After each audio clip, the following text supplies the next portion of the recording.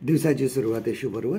आज हे हल्ली आपल्या एक समस्या जास्त मोठी आपल्या कडे आहे, ती म्हणजे वजन वाढणं. आणि पटकन वजन वाढलं जातं, कारण आपण सकाळी पण खातो, दुपारी पण खातो, संध्याकाळी आपण खातो आणि त्यामुळे आपलं वजन वाढलं जातं. आणि वजन वाढण्याचं जास्त प्रमाण ह्याच्यासाठी होतं की सध्या बैठं काम आहे.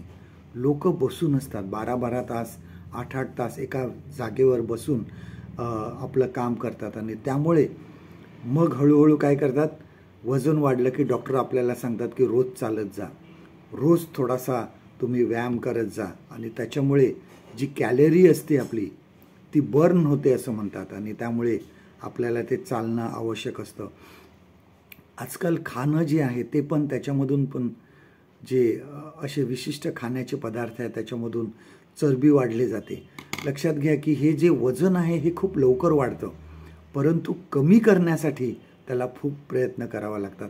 सहजासहजी वजन कमी होत नाही.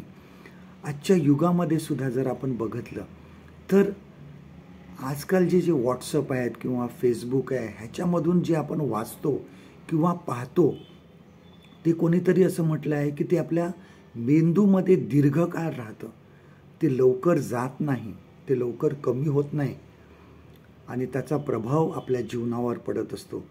ह्याचा अर्थ असा नाही की आपल्याला पूर्ण म्हणजे फक्त आपण बायबलच वाचलं पाहिजे किंवा त्याच रिलेटेड पुस्तकं वाचले पाहिजे किंवा ख्रिश्चन चित्रपटच बघितले पाहिजे, परंतु असं बघा की जे चांगलं आहे, असं आतमध्ये घ्या आपल्यामध्ये, असं आपल्या मेंदूमध्ये घ्या, आपल्या मनामध्ये घ्या की जे चांगलं आहे, जे आपल्याला चांगले विचार देतात, ज्यामुळे आपले विचार जे आहे, आपलं मन आहे ते शुद्ध राहील. जेव्हा मी दुसऱ्यांचे विचार किंवा जे चांगले नाही ते वाचतो आणि पाहतो, त्यावेळेस आपल्याच मनाला एक प्रश्न करा की हे चांगलं आहे का, मी जे वाचत आहे किंवा जे मी पाहत आहे हे चांगलं आहे का. आपण जे विचार आतमध्ये घेतो नंतर तेच विचार आपले बाहेर पडतात आपल्यामधून. आणि त्यामुळे ख्रिस्ताची शिकवण जी आहे हा आपला डाएट आहे, त्याची वचने आपल्या अंतःकरणामध्ये आम्ही घ्यायला पाहिजे. आजचं देवाचं वचन आपल्यासाठी हे आहे, फिलिप्पीकरास पत्र याचा 4 अध्याय आणि 8वं वचन. Philippines chapter 4 and verse 8.